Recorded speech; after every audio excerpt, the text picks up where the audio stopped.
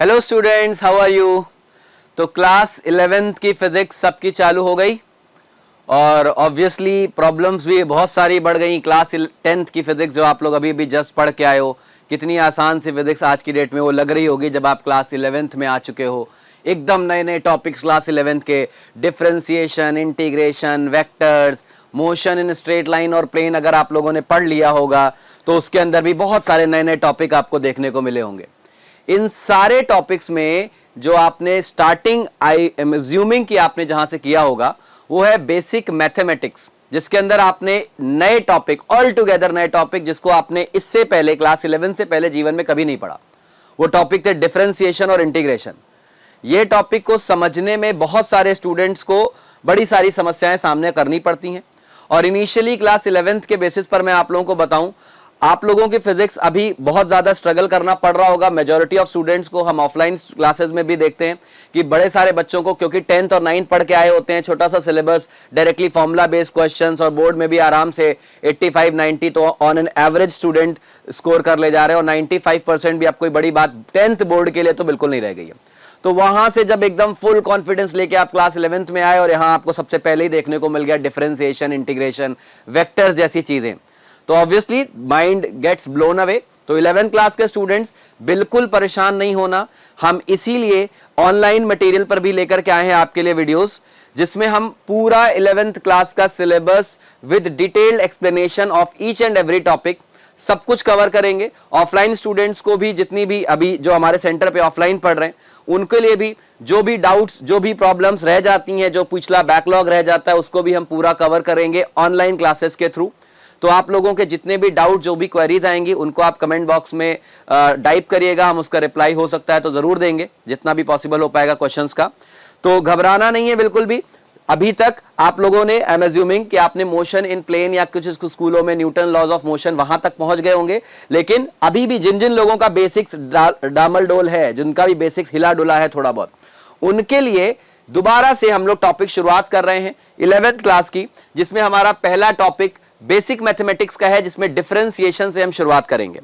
वैसे तो मैं बताऊं कि डिफरेंशिएशन अपने आप में एक बहुत बड़ा टॉपिक है। कैलकुलस का एक one of the most important topic है डिफरेंशिएशन। जिन बच्चों ने भी 11th क्लास में मैथ्स ऑप्ट किया है, उनको तो ये डिफरेंशिएशन और इंटीग्रेशन जो इसके बाद का टॉपिक है, दोनों ही डिटेल में पढ़ने हैं। क्लास 12th में कैलकुलस में पूरा आएगा, डिफरेंशिएशन भी और इंटीग्रेशन भी। लेकिन जिन्होंने मैथ्स ऑप्ट नहीं भी किया है, जो बायो वाले बच्चे हैं स्पेसिफिकली, वो उन लोगों के लिए भी डिफरेंशिएशन और इंटीग्रेशन का फंडामेंटल बेसिक पढ़े बिना आप क्लास 11th की फिजिक्स के मेजॉरिटी ऑफ न्यूमेरिकल्स नहीं कर सकते। और यही वजह है कि आपको मोशन इन स्ट्रेट लाइन के सवाल करने में दिक्कतें आ रही होंगी अभी। ठीक है, कंप्लीटली अंडरस्टैंड कि क्या क्या दिक्कतें हैं इस वक्त क्लास 11 के स्टूडेंट को। बिल्कुल घबराना नहीं है, पेशेंस बनाए रखना है, एक एक चीज को आराम आराम से समझना है। टाइम लगेगा, देखो टाइम लगना ऑब्वियस है। डिफरेंशिएशन तुमने पहले कभी नहीं पढ़ा जीवन में, तो तुम लोगों ने स्कूल में अगर थोड़ा बहुत पढ़ा भी होगा तो भी प्रॉब्लम्स होंगी, क्योंकि सिर्फ फॉर्मूला याद किया होगा, भूल भी सहे होगे, कहां पर क्या अप्लाई करना है और क्यों अप्लाई करना है ये चीज नहीं मालूम है। अब इन ऑनलाइन क्लासेस की हेल्प से आप सारी कुछ चीजें डिटेल में जानोगे। तो बिना अब एक्स्ट्रा एक भी टाइम वेस्ट किए हुए हम लोग डायरेक्टली अपने टॉपिक पर आते हैं, जिसको शुरुआत करते हैं टॉपिक से। नाम है डिफरेंशिएशन। अब बात आती है कि सर ये डिफरेंशिएशन है क्या। देखो, ये एक सिंपल सा मैथमेटिकल टूल है। जैसे आप लोग 10th तक, अपने बचपन से लेके आज तक भी आपने 3-4 मैथमेटिकल टूल पढ़े हैं ना, एडिशन, मल्टीप्लिकेशन, सब्ट्रैक्शन, डिवीजन, ये सारे आपने जो मैथमेटिकल टूल्स पढ़े हैं, इन्हीं टूल्स में एक आगे का टूल है जिसको आप क्लास 11th में पढ़ते हो, जिसका नाम है डिफरेंशिएशन। क्या है ये डिफरेंशिएशन और हम इसको क्यों पढ़ने जा रहे हैं, ये करता क्या है और इसका इस्तेमाल कब कब करना है, कहां कहां करना है, इन सब चीजों की शुरुआत करते हैं। देखो बच्चा, अगर हम एक छोटे से एग्जाम्पल से शुरुआत करें तो आपको आई होप समझ में आएगी चीजें कि होती क्या है। जब आप क्लास 6, 7, 8 में जब फिजिक्स पढ़ते थे या साइंस पढ़ते थे, तो आप लोग वहां पर जैसे मोशन पढ़ते थे तो थोड़ा याद करो, बहुत सिंपल सिंपल से क्वेश्चन आते थे कि बेटा a car is moving with this certain velocity. एक कोई पर्टिकुलर वेलोसिटी दे दिया कि 10 मीटर पर सेकेंड से कार चल रही है, तो बताओ वो how much distance will it cover in 5 seconds. इस तरह के सवाल आते थे।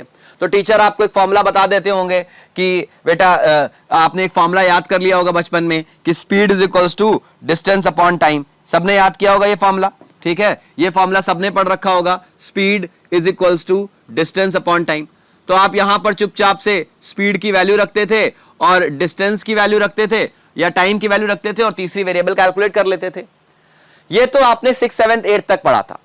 अब इस फॉर्मूले में, अच्छा मैं एक बात बता दूं, मैं ऑफलाइन क्लास में भी देखता हूं, बहुत सारे बच्चे जो है क्लास 11th में अभी पढ़ रहे हैं और उनको सच में, मजाक नहीं कर रहा, सच में उनको ये बात नहीं मालूम कि ये फॉर्मूला जो उन्होंने क्लास 6th 7th 8th में पढ़ा था और 9th 10th में जब आए आप लोग, वहां पर भी आपने मोशन पढ़ा।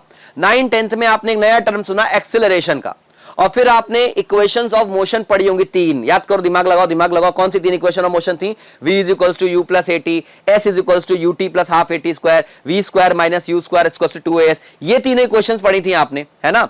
ये 3 इक्वेशंस और ये वाला formula speed is equals to simple distance upon time, इनमें से कौन सा फॉर्मूला कब अप्लाई करना है, कब अप्लाई नहीं करना है, ये कई सारे बच्चों को 11th क्लास तक नहीं पता होता। मैं एवरेज स्टूडेंट्स की बात कर रहा हूं, ठीक है? अच्छा खैर, हम अपने टॉपिक पर डिफरेंशिएशन पे आते हैं कि इन सब चीजों का डिफरेंशिएशन से क्या लिंक है। डिफरेंशिएशन ऑल टुगेदर बहुत बड़ा टॉपिक है, लेकिन मैं मैकेनिक्स में, मोशन के अंदर इसका क्या रोल है मैं आपको समझाने जा रहा हूं। होता क्या है कि जब आप ये फॉर्मूला पढ़ते थे तो आपके टीचर उस वक्त नहीं बताती थी, लेकिन आप लोगों को दिमाग में ये चीज प्रिजम्पशन, ये मान लिया जाता था कि जो भी आपको स्पीड दी गई, जैसे आपको बोला गया कि ये जो कार है, ये कार मूव कर रही है with a speed of 10 metre per second, ठीक है, और for the time period of let's say 5 second, तो 5 सेकेंड में बॉडी ने कितनी डिस्टेंस कवर की, डिस्टेंस की वैल्यू बताओ। तो आप सिंपली लगा देते थे d is equals to distance equals to speed into time, और आपने लगा दिया 10 × 5, तो आपका आंसर आया 50 मीटर। तो ये तो आपका बढ़िया हो गया काम, ठीक है, 6th 7th 8th तक का काम हो गया। घबराना नहीं और पेशेंस लूज मत करना, ये बता रहा हूं मैं क्यों बताने जा रहा हूं। जब आप ये सारी चीजें करते थे ना, तो अपने दिमाग में एक प्रिजम्पशन रखते थे, वो ये कि बेटा जो भी आपको टाइम इंटरवल दिया गया है ना 5 सेकेंड, 5 सेकेंड के दौरान जो बॉडी की स्पीड है वो 10 मीटर पर सेकेंड ही रही। ये आप मान के चलते थे। ये आइडियल सिचुएशन थी कि बॉडी अगर 10 मीटर पर सेकेंड से चल रही है तो जो भी टाइम दिया उतने टाइम तक वो 10 ही मीटर पर सेकेंड से चलती रहेगी। उसकी स्पीड ज्यादा या कम नहीं हो सकती, 11 भी नहीं हो सकती, 9 भी नहीं हो सकती। ये मान के चलते थे। लेकिन रियल लाइफ सिचुएशन में ऐसा नहीं होता है। रियल लाइफ सिचुएशन में अगर आप गाड़ी चलाते हो तो आपकी स्पीड लगातार बदलती जाती है। आपकी स्पीड डिपेंड करता है ट्रैफिक सिचुएशन पर, कभी बढ़ती है कभी घटती है। यानी कि डे टू डे लाइफ में चीजें जो होती हैं वो कांस्टेंट नहीं होती, वेरिएबल होती है। यह फॉर्मूला मैं अभी बता दूं, यह फॉर्मूला सिर्फ और सिर्फ तभी अप्लाई कर सकते हो जब बॉडी की स्पीड क्या हो, कांस्टेंट हो, कांस्टेंट स्पीड के लिए। बट रियल लाइफ सिचुएशन में चीजें ऐसी नहीं होती, चीजें वेरी करती हैं, वेरिएबल चीजें होती, लगातार स्पीड बदलती रहती है। अब जब कोई चीज लगातार बदलती है, अब क्लास 11 पर आ रहा हूं मैं, जब कोई भी चीज लगातार बदल रही है, कोई चीज अगर आपने हर समय के साथ साथ कोई चीज लगातार बदल रही है, समय के साथ आपकी डिस्टेंस बदल रही है, समय के साथ साथ आपकी स्पीड भी बदल रही है। टाइम थोड़ा, अभी इस टाइम पर ये स्पीड थी, थोड़े टाइम बाद कोई और स्पीड हो जाएगी। जो चीज समय के साथ लगातार बदल रही है, मैथमेटिकली हम उस चीज को फंक्शंस के रूप में रिप्रेजेंट करते हैं। अब यहां पर मैथ्स, क्योंकि ये टॉपिक ही मैथमेटिक्स का है, फिजिक्स में पढ़ाना जरूरी है, क्योंकि बिना इसको पढ़ाए हम आगे बढ़ ही नहीं सकते। कोई भी सवाल आप मोशन स्ट्रेट लाइन का, अच्छा सवाल 11th का, मेंस का, नीट का नहीं सॉल्व कर पाते इसके बिना पढ़े। तो आपको ये समझना पड़ेगा कि जो भी चीजें वेरिएबल होती हैं, यहां पर मैं एग्जांपल स्पीड का ले रहा हूं, बट इन जनरल फिजिक्स में या अपनी रियल लाइफ में जो भी चीजें लगातार वेरी कर रही, बदल रही हैं, मैथमेटिक्स में हम उसको इक्वेशंस की फॉर्म में लिखते हैं कि बेटा ये चीज ऐसे बदल रही है। जैसे मैं एक एग्जांपल देकर के आपको बताता हूं। जैसे मैं एक मैथमेटिकल इक्वेशन लिखता हूं, y is equals to x plus 2। मैंने एक सिंपल लीनियर इक्वेशन लिख दी, y equals to x plus 2। Now ये इक्वेशन को अगर ध्यान से देखो तो यहां पर एक वेरिएबल x है, दूसरा वेरिएबल y है। अब मैं जैसे जैसे x की वैल्यू को बदलता जाऊंगा, y लगातार चेंज होगा। As we change the value of x, y will also get change, right. हम यहां पर x की वैल्यू लेट से 1 रख दें तो y की वैल्यू आ जाएगी 1 + 2 = 3। अगर मैं x की वैल्यू यहां पर 5 रख दूं तो y की वैल्यू आ जाएगी 7। आप लोगों ने मैथमेटिक्स में इस तरह की इक्वेशन लिखना सीखा भी होगा। इनको हम बोलते हैं लीनियर इक्वेशंस इन 2 वेरिएबल। पढ़ा होगा आपने मैथमेटिक्स में, चाहे आप किसी भी बोर्ड से 10th पास की हो, है ना। याद आ रहा है 10th में हम लोगों ने पढ़ा था y = mx + c। सारी चीजें आपस में रिलेटेड है। देखो भाई, मैं एक काम कर सकता हूं कि डायरेक्टली यहां पर डिफरेंशिएशन के फॉर्मूले लिखूं, आपको बताऊं बेटा ये फॉर्मूला अप्लाई करो और ये आंसर निकालो। ये काम तो हर जगह हो रहा है। मैं आपको जो समझाने की कोशिश कर रहा हूं उसके लिए पेशेंस रखना बहुत ज्यादा जरूरी है। हो सकता है थोड़ा हमें नॉर्मल लोगों से ज्यादा टाइम लगे, लेकिन वो टाइम आपके लिए वर्थवाइल होगा अगर आप पूरा टाइम डिवोट करते हो तो, ठीक है, आपको समझ में आएगा कि हम डिफरेंशिएशन क्यों पढ़ने जा रहे हैं। तो coming back to the topic, ठीक है, जोश बनाए रखना। तो भाई यहां पर देखो मैंने एक इक्वेशन लिखी y और x की, यहां पर x के हिसाब से y वेरी कर रहा है, जैसे जैसे x बदलोगे वैसे वैसे y बदलेगा। ये एक फंक्शन है, हाँ ये नया नाम ले लिया हमने। हालांकि 11th के स्टूडेंट अभी तक थोड़ा बहुत तो जान गए होंगे फंक्शंस क्या होते हैं। फंक्शंस, रिलेशन एंड फंक्शन आपने मैथमेटिक्स में पढ़ा होगा, ठीक है। फंक्शन की अपने आप में बहुत सारी बड़ी डेफिनेशन है, हम उन डेफिनेशन पर नहीं जाएंगे, बट अभी सिंप्लिसिटी के लिए मैं आपको बता दूं एक ऐसी इक्वेशन जिसमें अगर एक चीज को बदलो तो दूसरी चीज बदले। फंक्शंस को आप ऐसे ट्रीट कर सकते हो कि एक मशीन है, एक मशीन जानते हो ना, एक मशीन, कि एक मशीन के अंदर आपने कुछ इनपुट डाला और वो कुछ आउटपुट दे, तो function is a kind of machine. Mathematics में आपको टीचर ने समझाया होगा कि आप कुछ इनपुट डाल रहे हो तो आपको आउटपुट कुछ और मिला, कुछ इनपुट डाला फिर दूसरा आउटपुट मिला, समझ में आया? ऐसे इनपुट बदलते जाओ, आउटपुट बदलता जाएगा। This kind of machine is called as a function. Functions को हम इक्वेशंस की फॉर्म में रिप्रेजेंट करते हैं, जैसे हमने कह दिया कि y is equals to x plus 2, तो हम ऐसे यहां पर एक्सप्लेन कर सकते हैं कि बेटा यहां पर एक फंक्शन है जो कि y है, y नाम का एक फंक्शन है, और वो फंक्शन के अंदर जो इनपुट है आपको पता है ना, जैसे ये x यहां पर शो कर रहा है किसको, इनपुट को। आप x की अलग अलग वैल्यू रखते जाओ, इनपुट डालते जाओ, तो आपको आउटपुट में कुछ मिलता जाएगा, है ना, आउटपुट में y की वैल्यू मिलेगी। तो यहां पर y किसको शो कर रहा है, आउटपुट को, ठीक है। तो हम ऐसे भी कह सकते हैं बेटा कि जो y है इसको हम ऐसे भी लिख सकते हैं, it is a function of x। इसको पढ़ना भी सीखो, ऐसे लिखा होता है एग्जाम में, आपके क्वेश्चन में भी आता है और उसके अलावा मैथमेटिक्स में भी लिखा होगा, ऐसे लिखा है y is a function of x। यहां पर x क्या है, हमारा इनपुट, जिसमें आप वैल्यू डाल रहे हो, ठीक है। x की वैल्यू चेंज करोगे y की वैल्यू चेंज होती जाएगी, हाँ है ना, समझ में आया? ये हमारा एक फंक्शन है। अब यहीं पर से स्टार्ट होता है डिफरेंशिएशन का रोल। फंक्शन में इनपुट बदलो, इनपुट को चेंज करो तो आउटपुट भी चेंज होता है, चेंज की बात आई। डिफरेंशिएशन का यहीं से इंट्रोडक्शन चालू होता है। डिफरेंशिएशन एक ऐसा मैथमेटिकल टूल है जो हमें यह बताता है कि अगर किसी फंक्शन में हम छोटा सा चेंज करें, किसी फंक्शन में एक बहुत छोटा सा चेंज करें, हल्का सा चेंज करें, तो उसके आउटपुट में कितना चेंज आएगा। Differentiation basically tells about the change in a particular value. समझ में आया? चेंज, किसी भी वैल्यू में होने वाला चेंज। अब इसको लिए हम सिंबॉलिकली भी रिप्रेजेंटेशन रखते हैं, तो हम जरा उसकी बात कर लेते हैं। ये सब अभी आपके लिए इंट्रोडक्टरी क्लास है, पहली क्लास है, आपको समझ में आना चाहिए कि डिफरेंशिएशन हम पढ़ने क्यों जा रहे हैं। फॉर्मूला लगा के आंसर करना वो बहुत सिंपल चीज है, वो तो एक 15-20 मिनट के भी क्लास के अंदर हो जाएगा, ठीक है। लेकिन हम जो करने जा रहे हैं उसको समझो, इसका मतलब क्या है। जैसे हमने यहां पर लिखा ना कि y is equals to x plus 2, तो अगर मैं तुमको बोलना चाहता हूं कि अगर आपने x की वैल्यू में चेंज किया तो y भी चेंज हो जाएगा, राइट। x में चेंज किया तो y भी चेंज हो जाएगा।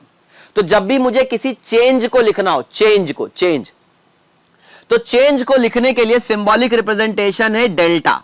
ये आपने पढ़ा होगा। डेल्टा, ये जो मैंने बनाया है ट्रायंगल जैसा दिख रहा है, इसको डेल्टा बोलते हैं, ग्रीक लेटर है बेटा, ठीक है, ये ग्रीक लेटर है डेल्टा, ठीक है।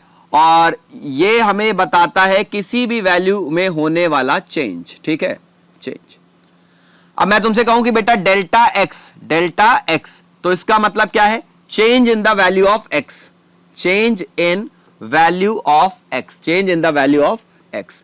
अगर मैं तुमसे कह दूं डेल्टा वाई, मतलब change in the value of y, change in value of y, simple है ना। किसी भी आगे डेल्टा लग जाए तो चेंज बताता है, ठीक है। लेकिन आपने डेरिवेटिव या डिफरेंशिएशन के अंदर जो स्कूल में पढ़ा होगा वहां तो आपने डी पढ़ा होगा। तो मैं आपको बताता हूं कि डी और डेल्टा दोनों में फर्क क्या है। देखो बेटा, जब भी किसी चीज में डेल्टा लगा होता है तो delta refers to a large change, मतलब change over a very large interval of time, ठीक है ना। एक लार्ज इंटरवल ऑफ टाइम में कितना चेंज हुआ। जैसे मैं तुमसे कहता हूं कि भैया x की वैल्यू जो है थोड़ी देर पहले, कुछ टाइम पहले 2 थी और फिर x की वैल्यू हो गई 5।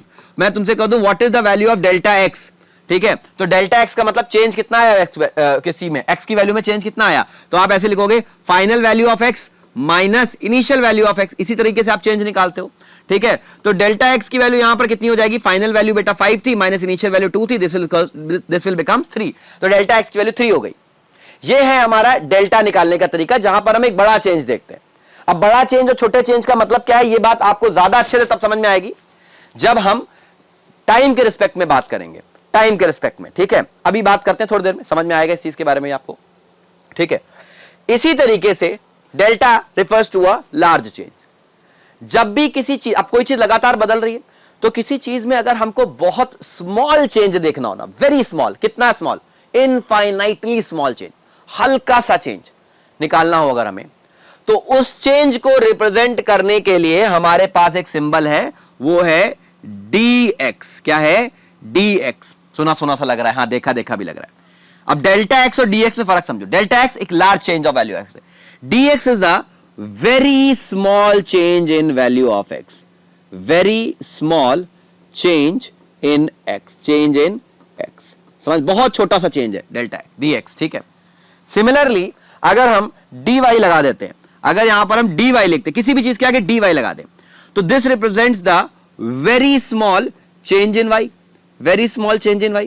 थोड़ी देर में आपको लोगों को यह भी समझ में आएगा कि हम कब वेरी स्मॉल चेंज लिखते हैं, कब dy और dx की वैल्यू निकालते हैं, और कब डेल्टा x और डेल्टा y की वैल्यू निकालते हैं। सब चीजें धीरे धीरे प्रोग्रेशन में आएंगी, जब इस डिफरेंशिएशन का रूल जो एप्लीकेशन है वो हम मोशन में सिखाएंगे तब आपको समझ में आएगा। फिलहाल तो आपको डेल्टा x और dx में या डेल्टा y और dy में फर्क समझ में आया है ना भैया। अगर मैं तुमसे कहूं डेल्टा t, तो डेल्टा t का मतलब क्या यहां पर है, मान लो t यहां पर रिप्रेजेंट करता है टाइम को, तो this refers change in the value of time, simple. और डेल्टा, किसी भी चीज का डेल्टा निकालना बहुत आसान है, आप सिंपली फाइनल वैल्यू लिखिए माइनस इनिशियल वैल्यू लिखिए और आपको डेल्टा मिल जाएगा। लेकिन व्हेन आई से dt is a very small change in the value of time, लगभग इनफाइनाइटली स्मॉल चेंज। क्यों निकालना है हमको इनफाइनाइटली स्मॉल चेंज और कैसे निकालना है? सर dt की वैल्यू कैसे कैलकुलेट होगी अभी बताता हूं, थोड़ी देर में समझ में आएगा सारी बात। आई होप तुमको डेल्टा और dt में समझ में आ गया, कोई दिक्कत नहीं है। अगर ये बात तुमको पूरी तरह से समझ में आ गई है, ठीक है, तो अब हम तुमको बताते हैं कि डिफरेंशिएशन का क्या मतलब है। हम वापस से एक फंक्शन लेते हैं और अब यहां पर तुमको समझ में आएगा कि जब हम कोई फंक्शन को बोलते हैं कि डिफरेंशिएट करो, तो डिफरेंशिएट करने का मतलब क्या कहता है। देखो मैं एक फंक्शन लेता हूं यहां पर, अगेन वही सेम एग्जांपल उठाता हूं, y is equals to x plus 2 वाला, ठीक है, y is equals to x plus 2, ठीक है। चलो बहुत बढ़िया, मैं तुमसे कहता हूं बेटा टेल मी, अब तुमको ये फंक्शन देख के पता चल रहा है कि सर यहां पर जब मैं x को बदलूंगा तो y बदलेगा, x को चेंज करूंगा तो y चेंज होगा। x की वैल्यू मैं लेट से कुछ भी लेता हूं, अभी तो करके दिखाया, x की वैल्यू 1 लिया तो y की वैल्यू 3, x की वैल्यू 2 ले लिया तो y की वैल्यू 4, समझ में आया। तो अगर आप डेल्टा x निकालो, अगर आपको डेल्टा x पता है तो डेल्टा y निकाल लोगे, बहुत सिंपल है। बट व्हाट इफ आई से कि बेटा मैं x की वैल्यू में बहुत छोटा सा चेंज करूं, वेरी स्मॉल चेंज, तो y में कितना चेंज होगा। जब मुझे ये देखना हो कि ये यहां पर एक फंक्शन है ना बेटा, यहां जो y और x पे डिपेंड कर रहा है, y x पे डिपेंड कर रहा है। एक और फंक्शन लेता हूं, जैसे मैंने ले लिया v is equals to 2t plus 3, तो यहां पर भी इस इक्वेशन को अगर तुम ध्यान से देखो तो यहां पर लेट से v का मतलब वेलोसिटी है और t का मतलब टाइम है। यहां पर तुम्हारी जो वेलोसिटी है वो टाइम पर डिपेंडेंट है, और ये हमने जैसे शुरुआत में बताया था कि डेली लाइफ में जो आपका मोशन होता है वो ऐसा ही होता है, अलग अलग समय पर आपकी वेलोसिटी अलग अलग होती है। गाड़ी चला रहे हो, इस टाइम पर ये वेलोसिटी, थोड़े टाइम बाद अलग वेलोसिटी, थोड़े और टाइम बाद अलग वेलोसिटी, तो वेलोसिटी टाइम पे डिपेंड करती है। और जो जो चीजें किसी चीज पे डिपेंड करती हैं उसको हम मैथमेटिकली इक्वेशंस की फॉर्म में रिप्रेजेंट करते हैं। तो मान लो ये एक वेलोसिटी और टाइम की इक्वेशन है, इसको हम ये भी कह सकते हैं कि v is a function of time. अब आपको समझ में आ रहा होगा, उम्मीद करते हैं कि फंक्शन का मतलब और वेरिएबल्स इक्वेशंस का मतलब क्या है। अब यहां से मैंने कहा कि मैंने टाइम को चेंज किया, तो बताओ वेलोसिटी में कितना चेंज आएगा। तो आप टाइम की इनिशियल वैल्यू निकाल लो, टाइम की फाइनल वैल्यू निकाल लो। जैसे मैं आपसे आपको क्वेश्चन दूं, मैं बोलता हूं कि बेटा calculate the change in velocity, calculate the delta we, delta we को कैलकुलेट करो, वेलोसिटी में कितना चेंज हुआ when time changes, when time की वैल्यू जो है चेंज होती है फ्रॉम 2 to 5 सेकेंड्स, 2 से लेके 5 सेकंड के बीच में टोटल वेलोसिटी में चेंज कितना हुआ, 2 से लेके 5 सेकंड के बीच में वेलोसिटी में कितना चेंज हुआ। तो आपने देखा बेटा कि सबसे पहले आप देखोगे सर वेलोसिटी एट 2 सेकंड निकाल लेते हैं कि दूसरे सेकंड पे वेलोसिटी कितनी थी, तो दूसरे सेकंड पे कितनी वेलोसिटी होगी, टी की जगह यहां क्या रख दो 2, तो 2 into 2 4, 4 plus 3 7, यानी 7 मीटर पर सेकंड वेलोसिटी रही होगी 2 मीटर दूसरे सेकंड पे। और 5वें सेकंड पे फाइनल वेलोसिटी निकाल लो, तो फाइनल वेलोसिटी मतलब 5वें सेकंड की वेलोसिटी वो कितनी हो जाएगी, 5 2 10 plus 3 15 मीटर पर सेकंड, है ना। और अब मैं आपसे पूछा था कि भैया चेंज कितना हुआ, what is the value of delta v, तो डेल्टा वी का मतलब v final minus v initial, है ना। तो फाइनल वेलोसिटी कितनी हो जाएगी बेटा, फटाफट से देख लो, final velocity 15 minus initial velocity 7, 15 में से 7 माइनस कर दो, this will be 8 metre per second. ये आपका आंसर आ गया डेल्टा वी का, ठीक है। अब यार एक चीज सोचो ना, एक चीज बस छोटी सी रह गई, कि सोच लोगे तो तुमको पता चल जाएगा कि हम डीवी और डीटी कब निकाल, डीवी बाई डीटी का क्या मतलब है। देखो यार ये चीज पता है तुमको 8 मीटर पर सेकंड तुमको क्या रिजल्ट दे रहा है, तुमको सिंपल ये बता रहा है कि भाई देखो जब आपने डेल्टा टी टाइम में 3 सेकंड का चेंज किया भाई, 2 से 5 अगर तुमने किया, 2 सेकंड से 5 सेकंड किया, तो डेल्टा टी की वैल्यू कितनी हो जाएगी? 3 second. Change in the value of time, यानी 3 सेकंड का चेंज हुआ 2 से लेके 5 तक। उस 3 सेकंड में वेलोसिटी में जो टोटल चेंज आया, डेल्टा वी आया, that is 8 metre per second. ये चेंज आया। आपको ये चीज सोचनी पड़ेगी यार, सर 2 से लेके 5 सेकंड तक के बीच में, देखो 2 सेकंड पे वेलोसिटी 7 थी ना, और 5वें सेकंड पे 15 आ गई, तुमने रैंडम चेंज निकाल लिया, राइट? डेल्टा टी की वैल्यू तुमने निकाल ली, ठीक है, बहुत बढ़िया। अब सोचो ना, 2 से लेके 5 सेकंड के बीच में तीसरा सेकंड भी आया होगा, चौथा सेकंड भी आया होगा, 4.1 सेकंड भी हुआ होगा, 4.11 सेकंड भी हुआ होगा। अगर मैं इतने छोटे छोटे टाइम के लिए चेंज देखूं तो क्या यह फॉर्मूला एप्लीकेबल है हमारा? नहीं, वहां पर आप डेल्टा वी नहीं निकाल सकते। लेकिन इस जगह पर जब आपको एक बहुत स्मॉल चेंज देखना हो, very small change, very very small change, कि टाइम की वैल्यू में इनफाइनाइटली स्मॉल चेंज किया, तब कितना वेलोसिटी में चेंज आया, यहीं पर रोल आता है डिफरेंशिएशन का। और डिफरेंशिएशन को हम लोग रिप्रेजेंट कैसे करते हैं बताते हैं। अभी यहां से देख लो, अगर आपको डेल्टा वी और डेल्टा टी का मतलब समझ में आ गया तो रिप्रेजेंट कैसे करते हैं जरा इसको देखो। अब अगर मैं आपसे ये लिख दूं कि बेटा मुझे ना ये जानना है कि जब मैं टाइम में बहुत छोटा सा चेंज करूं तो उस वक्त वेलोसिटी में कितना, तो if I want to calculate find the value of dv when we change time, जब हम टाइम को, डीवी किस, वेलोसिटी किस पे डिपेंड कर रहा है? टाइम पे ना, तो वेलोसिटी में चेंज भी किस पे डिपेंड करेगा? टाइम में चेंज पे, ठीक है। तो डीवी यानी स्मॉल चेंज इन वेलोसिटी किस पे डिपेंड कर रहा है? टाइम पे। तो what, calculate the value of dv by dt, dv by dt की वैल्यू कैलकुलेट करो। हां जी भैया, क्लास 11th वाले बच्चे, मेजॉरिटी ऑफ द स्टूडेंट इस बात का मतलब समझ रहेंगे, उनके दिमाग में इसका आंसर भी आ गया होगा। जिन लोगों ने फॉर्मूले रट रखे हैं उनके दिमाग में आंसर आ जाएगा, सर डीवी बाई dt की वैल्यू हो जाएगी यहां पर 2। बट यहां पर मेरा उनसे अभी इस वक्त पहली क्लास में वो कंसर्न नहीं है। पहली क्लास में कंसर्न बस इतना सा है कि डिफरेंशिएशन का मतलब समझा दें आप लोगों को, ठीक है। डीवी बाई dt की वैल्यू कैलकुलेट करो। सर कैलकुलेट करना तो बात की बात है, इसको पढ़ना तो सीख लो पहले। ये लिखा क्या है? ये लिखा है डीवी मतलब small change in v, small change in v with respect to small change in time t, small change in time t। ये बात समझ में आ रही है? जब with respect to का मतलब किसके रिस्पेक्ट में? वेलोसिटी का चेंज किसके रिस्पेक्ट में, किसके नजर में? टाइम के रिस्पेक्ट में। तो with respect to time, time अगर छोटा सा चेंज करो तो वेलोसिटी कैसे चेंज हो जाएगी? dv by dt की वैल्यू बताओ क्या होगी? यह सवाल तुमसे पूछा गया, यही है आपका। इसी को हम ऐसे बोलते हैं बेटा, इसी को अगर हम दूसरे पेन से लिखें, इसी को हम बोलते हैं बेटा डेरिवेटिव। इसको क्या बोलते हैं हम? डेरिवेटिव, डेरिवेटिव, ठीक है। इसको हम बोलते हैं derivative, derivative of v with respect to t। अब ये डेरिवेटिव कैसे निकालना है? इसको निकालने के कुछ एक स्टैंडर्ड फॉर्मूलेज हैं। उन फॉर्मूले को हम आपकी स्क्रीन पर अभी रिप्रेजेंट कर देंगे, दिखा देंगे। आप उस फॉर्मूले की स्क्रीनशॉट ले लेना एक, और उनको अपने कॉपी और पेन पे नोट जरूर कर लेना। एक बार अगर आपने फॉर्मूले नोट कर लिया, अभी तक मैंने डिफरेंशिएशन लिटरली नहीं पढ़ाया।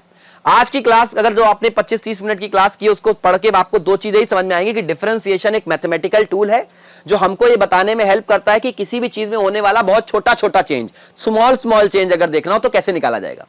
डेल्टा निकालना, बड़ा चेंज निकालना बड़ा आसान है, ठीक है, फाइनल माइनस इनिशियल कर दो। लेकिन स्मॉल चेंज कैसे निकाला जाएगा, और स्मॉल चेंज कैसे निकाला जाएगा इसके लिए कुछ फॉर्मूले जो अभी आपकी स्क्रीन पे डिस्प्ले हो जाएंगे। आप उसका स्क्रीनशॉट ले लेना और उसको नोट जरूर कर लेना, क्योंकि नेक्स्ट क्लास जब हम स्टार्ट करेंगे तो इन फॉर्मूले की हेल्प से डिफरेंशिएशन करना सीखेंगे। और आपको एक जगह ये बताना भी बात रह गई है, सर ये जो स्मॉल चेंज है ये निकालना ही क्यों है, करेंगे क्या इसको निकाल के हम, जरूरत क्या है इसकी, ये स्मॉल चेंज की वैल्यू का कैलकुलेट कब करना है और क्यों करना है, ये रीजन देना भी अभी बाकी रहेगा। जिस दिन ये समझ में आ जाएगा उस दिन आपको डिफरेंशिएशन से कनेक्शन स्टैब्लिश होने लगेगा। अभी आप लोग टॉपिक्स के बहुत ज्यादा कनेक्शन नहीं रहता, आपका बहुत ज्यादा दूर दूर रहता है। डिफरेंशिएशन हाँ है तो कुछ, लेकिन पता नहीं है क्या है, इसलिए आप कनेक्ट नहीं कर पाते हो जिस तरह से आप 10th में कनेक्ट करते थे। मैं वो कनेक्शन बनाने की कोशिश कर रहा हूं। It will take a little bit of time, but यकीन मानो रेगुलर बेसिस पे क्लास करते रहना, बस तुम लोग को सारे टॉपिक का इतना प्यारा फील देंगे ना कि तुम्हें कभी कोई क्वेश्चन गलत नहीं हो पाएगा तुमसे।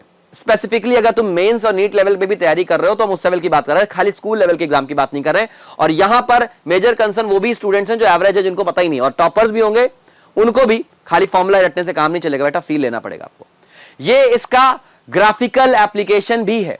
ग्राफ की हेल्प से dv by D T, dx by D T, या आप लोगों ने स्कूल में बहुत सुना होगा, मैं बोलूं बेटा dy बाई dx की वैल्यू बताओ। चलो देखो ये फंक्शन लिखा हुआ है ना, x y equal to x plus 2, dy by dx।